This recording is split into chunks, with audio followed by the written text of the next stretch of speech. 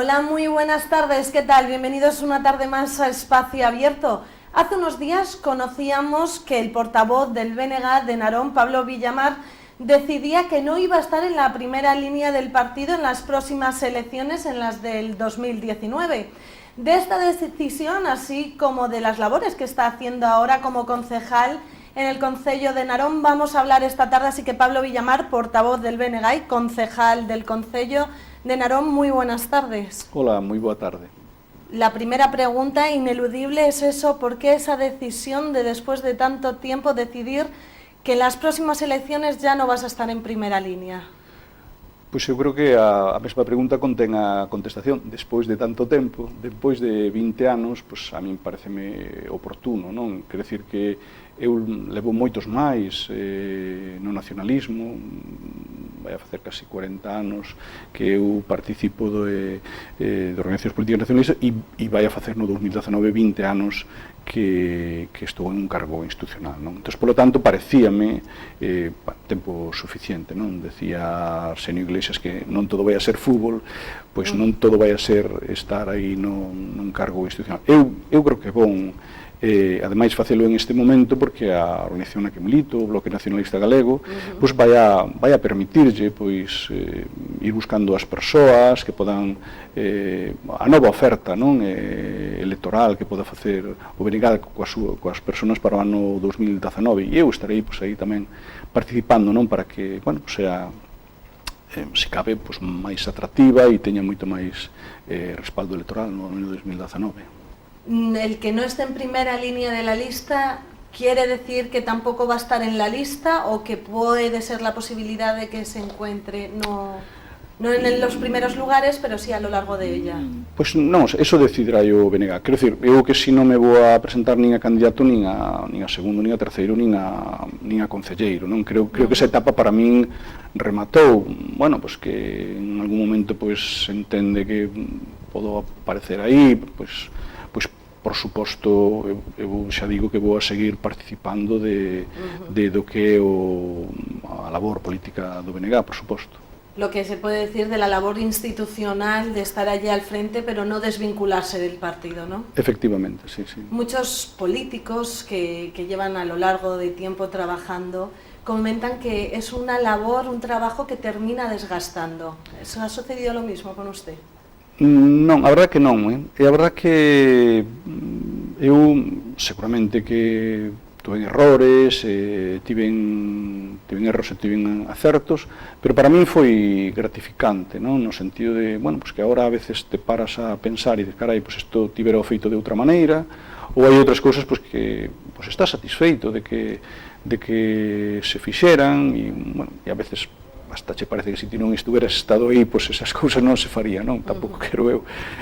Pero sí, a min doume moitas satisfaccións e eu, a verdade, pois sigo tendo a mesma ilusión que tiña, pois non cando entrei no cargo institucional, sino incluso pois cando me pareceu que participar en política e afiliarme a unha organización política podía favorecer a sociedade, non? Sigo mantendo o mismo ánimo e a min, pois, a verdade que para min a política pois, foi gratificante, non? Reconozco que tuve erros, que houve acertos, pero sí, satisfactorio. Ahora, eu creo que son xa un tempo para min, eu con isto tampouco cada persona pois, pode ter unha opinión diferente, non? Que por suposto eu respeto, pero para min eu creo que é un tempo, bueno, razonable, non? ¿Qué valoración harías de esos 20 años en frente de estos cargos institucionales? Bueno, xa o facía un pouco, decir, hai cousas que melloraría, cousas nas que eu participei que creo que se puderon facer mellor, hai erros, pero tamén eu creo que, bueno, hai cousas que estuveron, bueno, creo que acertadas y... ¿De qué cosas se siente más orgulloso? Es decir, gracias, yo creo que tal vez no se hubieran conseguido tal vez esta idea, esta propuesta si tal vez no hubiera estado aquí. Por exemplo, desta última etapa no Concello de Narón eu estou moi satisfeito. Eu creo que todo o grupo de goberno e o BNG, eu creo que fixo unha aposta moi interesante, non? Porque entendíamos que en estes momentos de crisis, tanto os temas de carácter social como a situación económica que Narón tuvo que reaxir, pois que eran temas importantes. E aí eu creo que foi tamén onde o BNG pois dou, eu creo que mostras de responsabilidade, non? Porque precisamente en esas dúas áreas que para nós eran as máis importantes, pois aí tomou responsabilidades, non? Pois a miña compañeira Teri Maseu, con todo o grupo de goberno, non? Pero quero dicir que, bueno, eu estou moi contento deso. Despois, a miña etapa, por exemplo, na Diputación, pois tamén me pareceu moi interesante, e, pois, por señalar outra cousa así, houve moitas cousas, non? Pero, bueno, por señalar así... En 20 años sí que dá para moito, non? Por exemplo, eu creo que o plan de innovación turístico, por poñer así cousas que a mellor tampouco son máis importantes, pero para min, ¿no? Sí. Que esta comarca tuvera un plan de innovación turístico e que eu incluso houve un momento que a mí me dou a impresión de que íbamos a ser capaces de crear un destino turístico. Desgraciadamente, pois despois chegou o Partido Popular e arrasou con todo, non? E, bueno, desgraciadamente, pois hoxe, pois, se non estamos casi na mesma situación que estábamos antes, pois é unha moi parecida. Sí que é verdade que se manteñen algunhas cousas, como o turismo industrial, que foi unha cousa que naceu deso, toda a sinalización turística que tamén está por aí, que foi daquela época.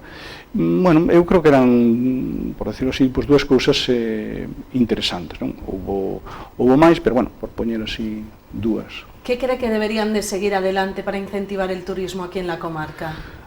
¿Qué es lo primordial para conseguir que cada vez venga máis gente? Bueno, eu creo que fundamentalmente hai que construir o destino turístico, non? É moi difícil que un concello por si só sea destino turístico no noso país. Pode selo Compostela, non? Porque por todo o que supón, en algún grado Vigo ou a Coruña, pero xa para os concellos máis pequenos é máis difícil, non? Eu creo que temos que colaborar entre todos os concellos para conseguir, porque eu cando estou falando de un destino turístico estou pensando na posibilidade de ter algo que atraia aos turistas, e que teñan cousas para facer ou que estén animados a estar entre nosotros, pois, unha semana, 10 días, non? Más alados de todos estos familiares que se marcharon e que veñen aquí a ver, ¿no? Estou falando da creación de paquetes turísticos, estou falando de eso para que a xente poda visitarnos. E eu creo que eso hai que facelo en conxunto como destino, e eu creo que hai moitas potencialidades para facelo. Ahora, cada concello polo seu lado, bueno, pois vai a ser máis difícil, sí, vai a ser Volviendo al partido, hablando del BNG y en sí del nacionalismo, ¿por qué Galicia necesita el nacionalismo, el BNG ahí enfrente? Bueno, a ver, eu creo que Galiza xoga un papel subsidiario, non? Do que é o Estado español, non? Hombre, non será necesario recordar aquí cales son os nosos salarios, cales son as nosas pensións, como as políticas que se fan desde o Estado, pois son unhas políticas pensadas para o centralismo, non? E para que aquilo funcione, donde Galiza xoga un papel subsidiario, non? Entón, polo tanto, é necesario que este país teña forzas políticas propias e que defendan os nosos intereses, os intereses propios nosos, non? Quer dicir que a veces vai haber colisión de intereses e, bueno, pues é necesario que aquí alguén defenda os nosos intereses. Por exemplo, vamos a exemplos, a AP9. Claro, o que non poden estar facendo os galegos e as galegas é porque lleven ben ao Estado, entre comillas, pois que nosotros teñamos unha autopista cando de pago e además alto, e que o presidente da Xunta de Galicia se pregue aos intereses de outro lado. Claro, aquí se utiliza sempre a palabra esta de hai que ser solidarios, todos os españois pois temos que estar xa, pero eso é mentira. É mentira porque precisamente xa non é que nos traten como galegos, é que nos tratan como españoles de segunda ou de terceira, porque, volvo a repetirlo, temos as pensións máis baixas, onde está a igualdade, temos os salarios máis baixos, onde está a igualdade, temos un AVE que non o é, onde está a igualdade. Claro que iso é falso, non? É dicir, non é verdade, non nos están tratando en equidade ou en igualdade con o resto das persoas que viven no Estado español. E iso é o que ten que defender o nacionalismo, é dicir, que nós non somos máis que ninguén, pero que temos os mesmos dereitos que lle reconocemos tamén aos demais, os mesmos dereitos, non? A ter uns salarios dignos, a non ter que emigrar, e a gobernarnos nós mesmos, que precisamente eu creo que se somos nós que nos gobernamos a nós, vamos a facelo moito mellor, non? Mais alá, despois, isto desde o punto de vista económico, pero tamén hai unha especificidade que incluso quedou reflexada na Constitución como nacionalidade histórica, no sentido que, oiga, aquí hai un idioma propio, que non está sendo tratado en igualdade ao castelán, está sendo maltratado, incluso en ocasión está sendo tratado peor que o inglés. Quero dicir que xa non é que nos den, que sería o lóxico, non? Un estatus, se este é un país onde se falan, que ten un idioma propio, pero onde se falan dous idiomas, que o galego terán que ter, e o castelán terán que ter un trato igualitario, non? E non o teñen. Entón, quero dicir que ese tipo de cuestións, que mellor pode facelas, quen o ten máis claro é o nacionalismo. E non estamos falando de nada radical, porque moitas veces isto se pinta como algo radical, quero dicir, non sei, se me ven á mente un país nada atrasado, nada que non sei, como é Finlandia, non? Quero dicir, en Finlandia convive o idioma, porque Finlandia pertenceu durante moitos anos a Suecia, despois perteneceu tamén ao que foi Rusia, hasta a súa independencia. Hai partes de Finlandia, por exemplo, onde se sigue falando sueco, e está reconocido o sueco como tal, como idioma, os alumnos aprenden en sueco, e hai unha parte que fala sueco e outra parte que fala finés, e iso non lles impide que todos sepan tamén inglés, non? Que vayan aos seus estudios. E unha persona que vive no oeste de Finlandia e fala sueco, cando chega a Helsinki o atenden en sueco. Alguén se imagina aquí en España que un galego chegara a Madrid e o atenderan en galego? Non. E estou falando de Finlandia, que non é un país que nos poda asustar, non? Destos que agora hai países que nos sacan sempre para asustar. Estamos falando de un país democrático, avanzado, co mellor sistema de educación do mundo, aparentemente, teñen esas características, non? Aquí non é así, aquí, bueno... ¿Con el surgimiento ahora de las mareas ha afectado al partido, al BNG? Sí, efectivamente, non? Quero dicir que, de feito, hai persoas que militaban no BNG que se marcharon, hai simpatizantes e hai electores que viron que esa podía ser unha alternativa electoral mellor que a que representaba o BNG, e de feito o BNG en ese aspecto notou uno, non? Eu creo que o gran acerto do BNG, eu non vou entrar a valorar as opinións de outros, eu creo que o gran acerto do BNG é a aposta polo nacionalismo. Nosotros somos unha organización nacionalista e o país necesita de organizacións propias. Eso é, para min, unha cousa fundamental e vertebradora. Gran parte dos problemas dos nosos traballadores, dos nosos empresarios, dos nosos autónomos, non son problemas, que tamén os hai, de clase, son problemas de estrutura, desa dependencia, desa falta de soberanía que ten o noso país con respecto ao Estado.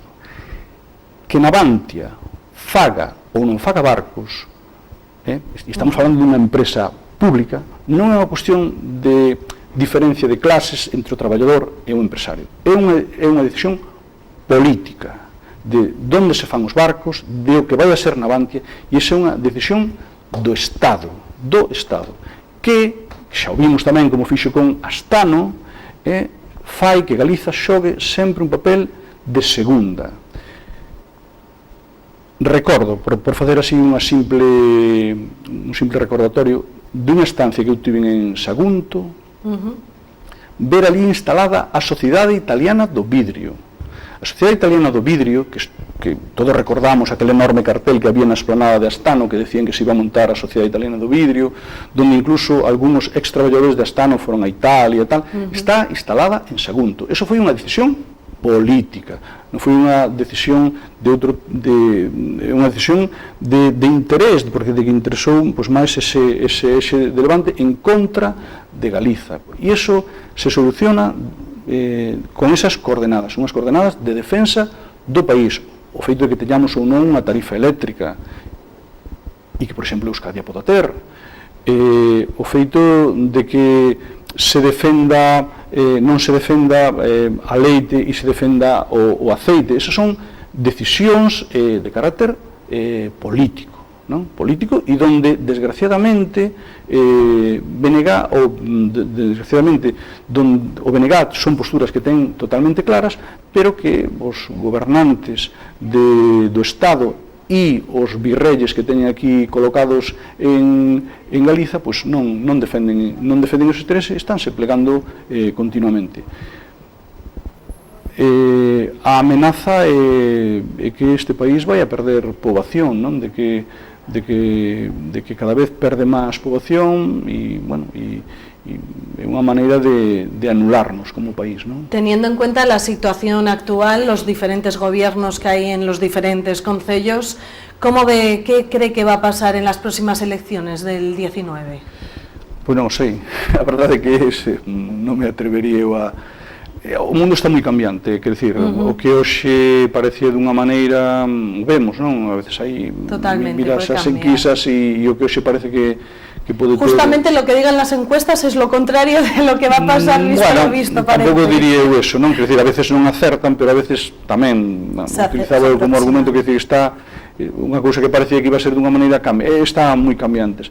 Que vai a ocurrir? Non o sei. Eu o que si sei e podo decir é que donde goberna o BNG e podo poñer o exemplo de Pontevedra, podo poñer o exemplo de Allariz, aquí podo poñer o exemplo de San Sadurniño, de Fene, incluso donde gobernamos actualmente en Narón, eu creo que somos fiables e creíbles. Calquer persona pode ver plasmado cal é o proxecto do BNG. Pode ver Pontevedra, que sería unha cidade, pode ver o caso de Allariz, pode ver o caso de... Dicir, o BNG é unha elección fiable, pode gustar máis ou menos os seus posicionamentos políticos, pero son esos, son concretos e son fiables. Por lo tanto, eu creo que o BNG no 2019 vai estar aí e eu espero que, este reaxir, este novo impulso que estamos tendo, lle sea favorable, non? Eu creo que sería incluso unha boa noticia para o país. Conocíamos hace poco, ya hace unos días, unas semanas, que el alcalde de Narón, José Manuel Blanco, ha decidido que en septiembre va a ceder, se va a ir ya, se va a jubilar. Decía que ya era su momento de descansar un poco y dejar que vuelvan nuevas caras. También usted se va, vamos a esperar esos 2 años a que se termine. ¿Qué es lo que está pasando? ¿Se busca renovarse en todos los partidos o qué es lo que sucede? No, vamos, canto menos non é algo, como diría eu, pactado, nin acordado, nin moito menos. Quero dicir, no meu caso, eu podo falar por min, non? No caso dos demais, pois non o coñezo, incluso pois, en Narón hai máis partidos que Terra Galega e o BNG, non sei o que van a facer.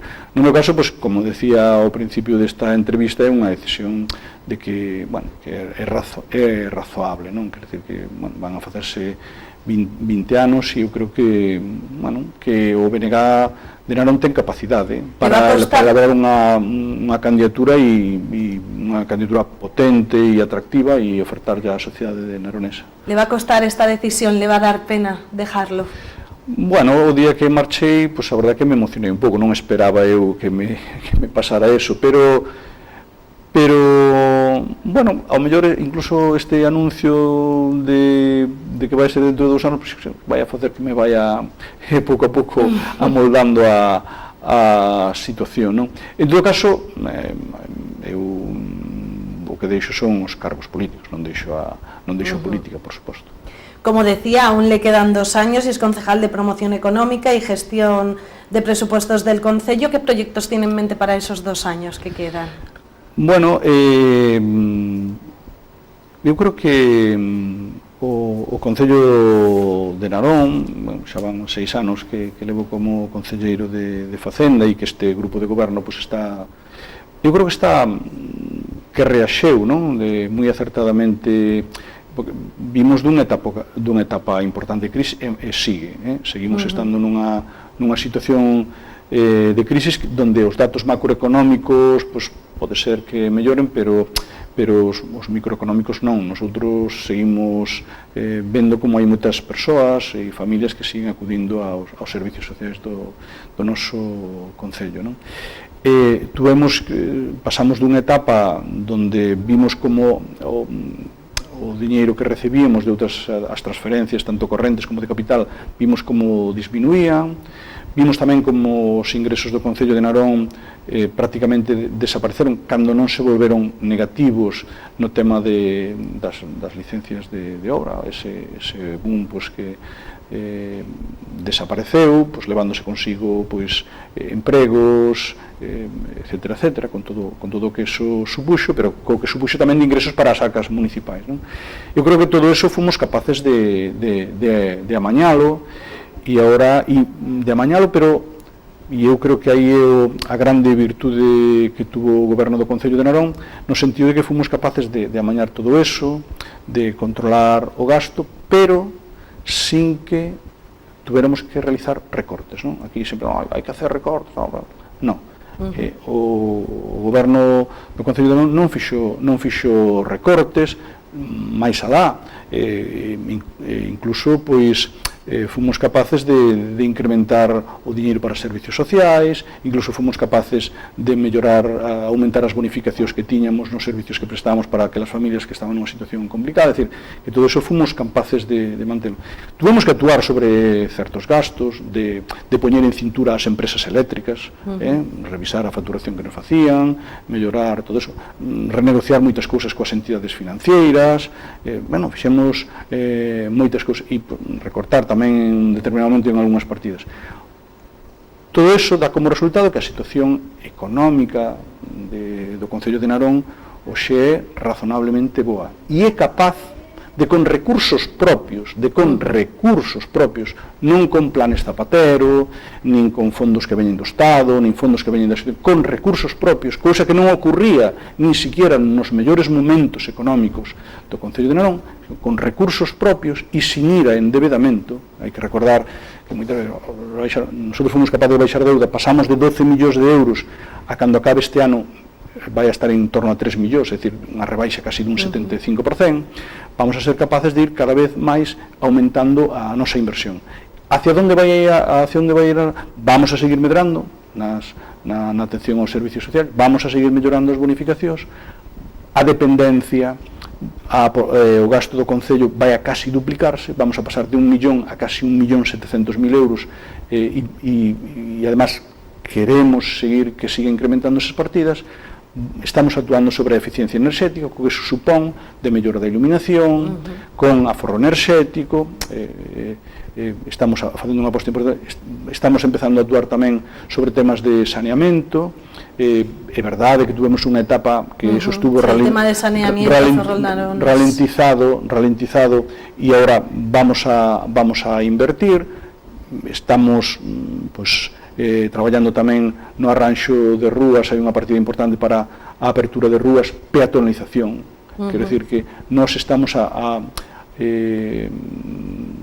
eu creo que Narón está entrando o espírito ou a idea de que había en Pontevedra e en outros concellos onde goberna o BNG de peatonalización. E cando falamos de peatonalización non falamos de que os coches non podan circular pola calle, non? Sino que estamos falando de que ten que haber rúas que sean de tráfico, efectivamente, e hai outras rúas onde os coches van a poder acceder, pero van a poder acceder pois, para prestar un servicio ás persoas que viven ali, pero o resto do tempo pois, a xente vai a poder pasear as rúas, os nenos van a poder xogar na rúa. Son cousas polas que estamos apostando e que están entrando tamén, non? E despois, pois, outra idea importante pois, tamén é fai moi pouquinho tempo anunciaba eu o acordo que tiñamos coa Deputación para recuperar o muiño de xuvia, non? Pois, quero dicir que tocaremos o muiño de xuvia, tocaremos tamén seguramente o muiño das aceas e trataremos de complementar todo o que é o paseo marítimo local, pois, digamos, facendo unha cidade cada vez máis, un concello cada vez máis atractivo. Narón non ten un casco antigo, pero sí ten algunhas singularidades que eu creo que se somos capaces de ir traballando sobre elas, pois vai a mellorar. O BNG sempre dixo que en Narón había unha construción moi boa, pero sin embargo que o urbanismo non iba a par, non? Pois tiña cousas que eran mellorables e eu creo que estamos traballando sobre eso, estamos traballando sobre a xardinería, vamos a traballar sobre as rúas, como decía antes, donde vamos a arranxalas, vamos a facelas máis atractives e máis accesibles e, polo tanto, pois quedan 2 anos en los que aún quedan bastantes proyectos. Sí, eu creo que vai haber, cando remate 2019, se miramos no conxunto os 4 anos anteriores máis estes 4 anos, bueno, Narón vai a ser capaz de, creo eu, capear a crisis e en certa maneira, pues, algúns aspectos melloralos. Sí. Para finalizar esta entrevista me gustaría preguntarle qué cree que debe de tener aquella gente que encabece la nueva lista para las elecciones del 2019. ¿Cuáles deben de ser los pilares básicos que deban tener? Carai, é unha pregunta complexa, non? A ver, eu creo que no BNG hai mulleres e homes que teñen características para encabezalo, non? Con esa confianza e con esa seguridade entre todas e todos, pois, os que militamos no BNG vamos a traballar para facerlle, pois eso, unha candidatura que a ciudadanía de Narón, os naroneses, pois vexan que sea, en fin, que conteñen que o BNG falles unha oferta política, pero tamén lles fai unha oferta dunha candidatura e de persoas que merece a pena confiar en ela para gobernar o noso concello, non? Eu creo que... ¿Están trabajando ya en esa lista? No, vamos a empezar en setembro. Ahora estamos, digamos, en vacaciones. Cronograma. Vamos a facer o cronograma, non? Quer dicir, vamos a facer de alguma maneira o cronograma para por decirlo así, de unha maneira simple, non? Hai un momento onde, pois, eu comunico que non vou a repetir como candidato, agosto vacacións, setembro empezaremos a traballar, e a partir de aí a idea é un pouco esa, quero dicir, a idea é, pois, de alguma maneira, pois, Pablo Villamar chegou até aquí acabou o seu ciclo como candidato, pero sepan ustedes que despois das vacacións, entre todos e todas, temos que poñernos a traballar para facerlle esa oferta aos veciños e veciñas de Narón, non? Pues nada, Pablo Villamar, tendremos que esperar a septiembre para ir viendo cómo va esa lista. Muchísimas gracias por venir esta tarde aquí a Espacio Abierto. Pues moitas gracias a vos tamén. Y gracias a ustedes, ya saben que nos pueden seguir a través de nuestra página web en www.tvferrol.es o también a través del canal A la Carta en YouTube. Que tengan una muy buena tarde.